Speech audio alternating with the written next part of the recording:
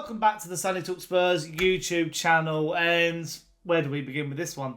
I can't believe what I witnessed in the flesh yesterday at the Tottenham Hotspur Stadium. You know, to prove I was there, I got my programme. I thought I was in for an amazing day. Obviously at the Tottenham Hotspur Stadium, watching the mighty Spurs take on Ipswich Town. But those problems that I've mentioned, you know, time and time again, have come again to really wreak havoc on this Spurs team. We're just so inconsistent. It's actually frustrating now. And I just don't understand how we can do what we do. How we can go out and beat teams like Villa and then we just can't beat Ipswich Town and give them their first win of the season. It's just really frustrating up in the membrane how we just can't get it to work week in, week out. We have the highs and then we have the low of lows. And just yesterday, you know, watching it in the flesh, seeing the atmosphere in the stadium, I just don't think one fan in that stadium understands what's quite going on at the football club at the moment. But today, obviously, a bit of a different video because it's a bit like a match reaction mixed with, you know, a video style that I do a lot. Because obviously, by going to the game, the videos come up a bit later. So it means I've had time to see all the different stuff from social media, post-match reactions, and give a bit more in-depth detail to what people are really thinking about it. So it's basically, is Ange Postecoglou right about Tottenham Hotspur at the moment? But before I go any further, if you are new to the Statistical Spurs YouTube channel, then leave a comment down below. What do you make of the current situation at the club and the inconsistency? Is Ange the right man to fix it? I still believe he is. I know he's got his, you know, problems and I know he's got his issues, but I still think he is the right man to take the helm at the club. But also leave a like if you are enjoying it and subscribe and hit the notification bell if you are new around here because it'll let you know when I've gone live. But let's get straight into it and look at the stats because, you know, 17 shots for Spurs, 5 on target to Ipswich's 8 and 3, 67% possession for us and 33% for them. But Ipswich came into that game and they knew what they had to do. They knew they were a team who liked to play out from the back, but they hadn't won a Premier League game. And roll up Dr. Tottenham again. How many times before an international break have we lost now? Because it's getting ridiculous. It must go back. It's the whole of this season for definite, but even most of last season. Just ahead of the international break. I don't know what it is, but we seem to turn up in these games and just look absolutely checked out. And this is what I'm saying about the inconsistency. Because before I do go any further, I want to say a massive well done to Ipswich. You know, they came, they saw and they conquered. They knew what they were doing. They scored 2 really good goals, well worked. And they had us on strings. They time wasted well. They knew how to control the game. Something that we didn't know how to do whatsoever.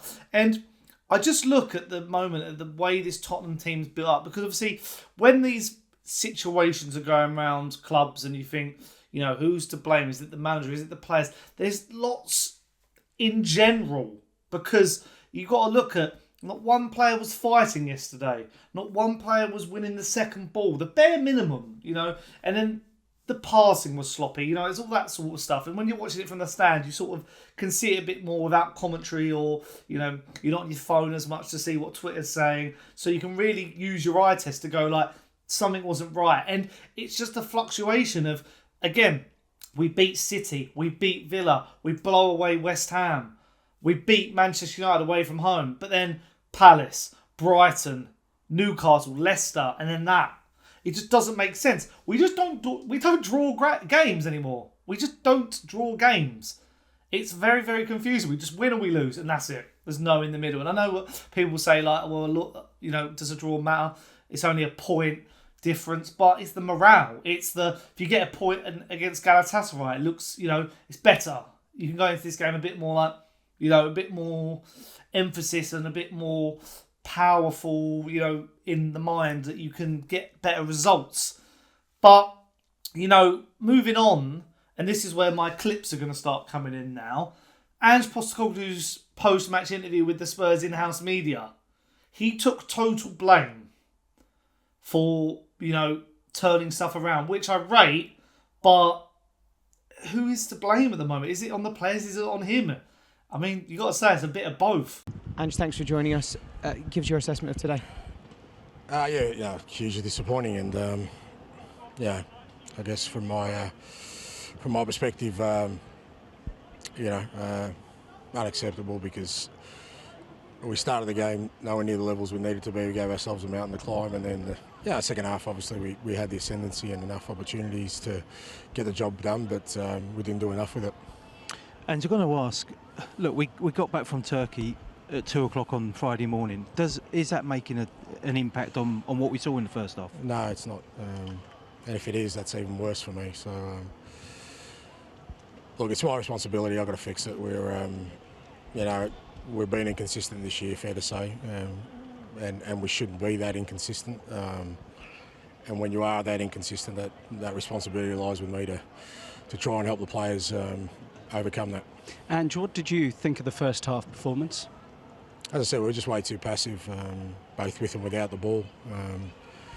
We allowed them to sort of feel comfortable, which is what we don't want to do when we're at home, especially, but irrespective. And we paid a price for that. Is there a particular difficulty when you play against sides that want to try and slow the game down? Perhaps saw it a little bit against Palace and saw it again today. Sides that want to try and kill the momentum and the rhythm of the game, perhaps?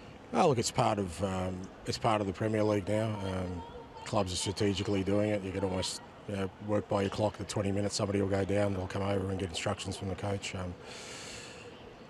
If we want to overcome that, we just got to make sure that we don't give opportunities for the opposition to get ahead in games and try and kill it. We can control that. So, but that's up to the officials to sort of work out. And just finally, what does the next couple of weeks look like for you? Do you have a bit of time? Do you give the players a bit of time? Or is it straight back to the training ground? Well, the players will go to.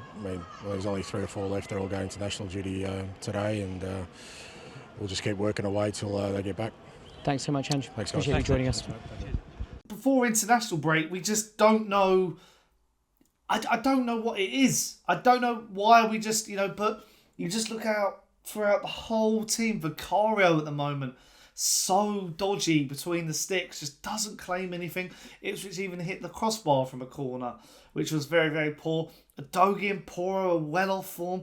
Romero looks like a different player. Dragerson, the less that Dragerson's agent talks about him, the better. Because you're not showing me you're a Real Madrid player. All those 3 out of 4 of that back line have been linked Real Madrid, and I don't think they'd want them at the moment.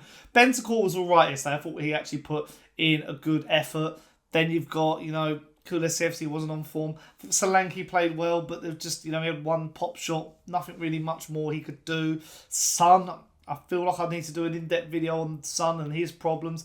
And Brennan Johnson was quiet again as well. It just makes you think, I understand Ange's point of view of he takes total blame, but what are you doing to change it? As I say, I'm very much Ange in. I'm not. I think we got to give him more time and more. I don't. I just think it would be so rash to sack him ahead of the rest of the season.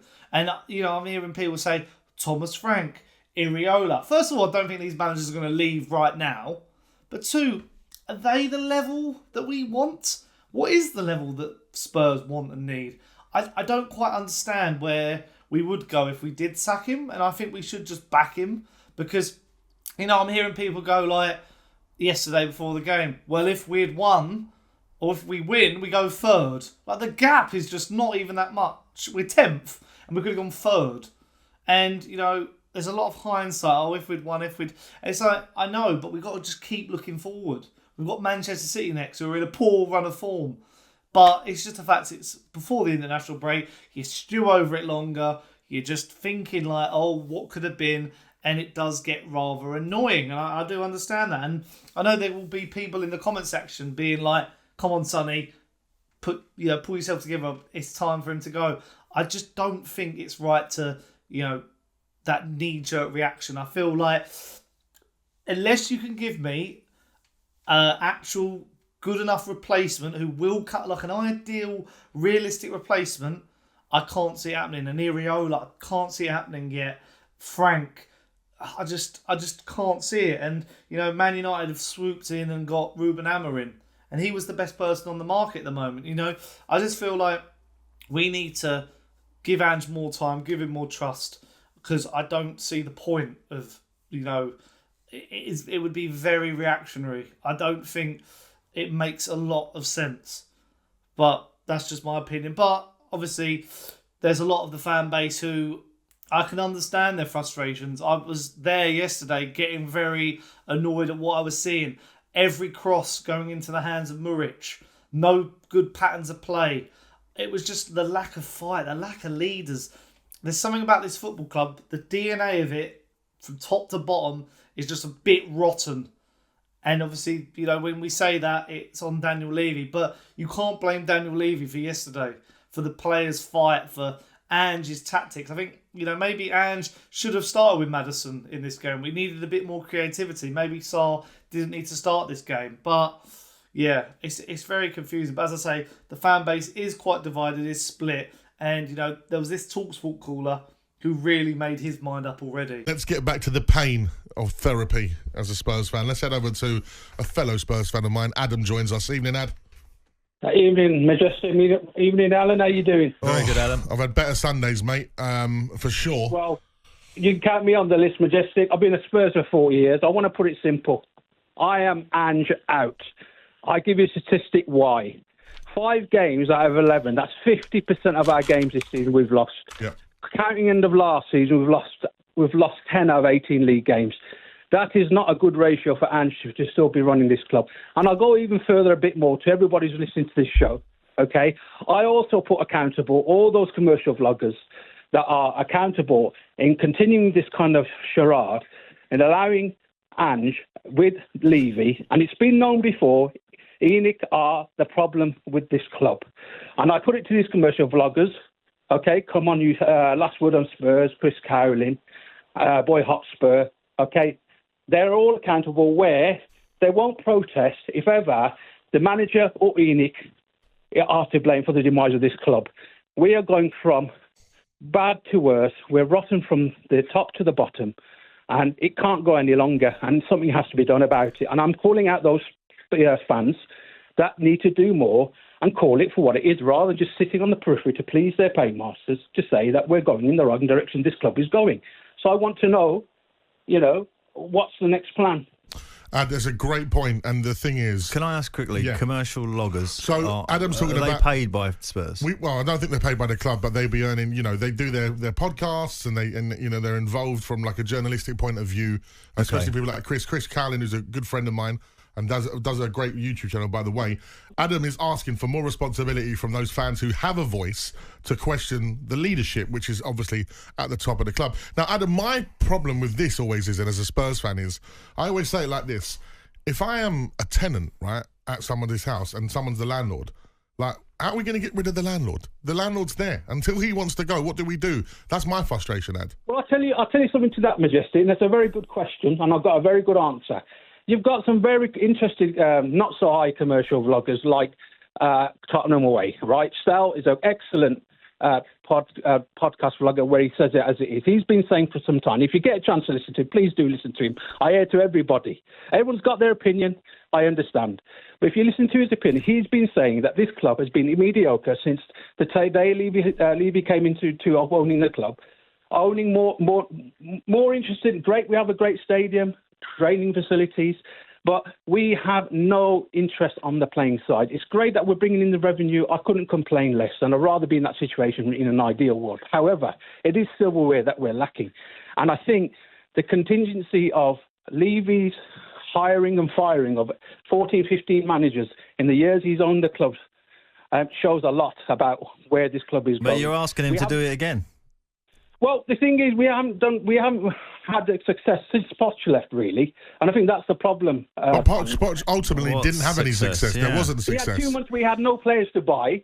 He had 2 months we had no players to buy, which was pleading with Levy to buy. And what the problem is, we concentrate too much on quantity over quality. There is no issue about we've not been spending. That is absolutely correct. We have been spending, but we've been spending in the wrong areas. The recruitment, Richarlison, Johnson, Werner. Yeah, that's a different question. And you're absolutely right, because if the truth's to be told, apparently for example, conversations with Conor Gallagher, who I think would have improved our squad vastly. Wages, wages. The wage issue has come back round. So yeah, I'm a bit perplexed after this one. I just feel like I've got 2 weeks now to just stew over it, and we're in a weird place again. We had a really good week after beating Villa and City, but Galatasaray and that. I don't quite understand it. I really can't get my head around it, what the issue is, because I don't think the players have stopped playing for him. I don't think he'll be sacked. So it is a really confusing time to be a Tottenham fan. So you're going to have to let me know in the comments down below. What did you make of it all? Because I am absolutely gazumped at the moment. But yeah, if you have enjoyed the video, I know it's a bit of a solemn one, a bit of a negative vibe. But I really appreciate all you guys' support. Leave a like. Drop your comments, as well as subscribing and hitting the notification bell, because the channel's on for a good thing at the moment. We're going for a really good time, but we got to keep with this manager, I think, and support, and obviously I need your support as well. So until next time, up the Spurs. We'll bounce back from this. I'll see you guys again soon. Ciao.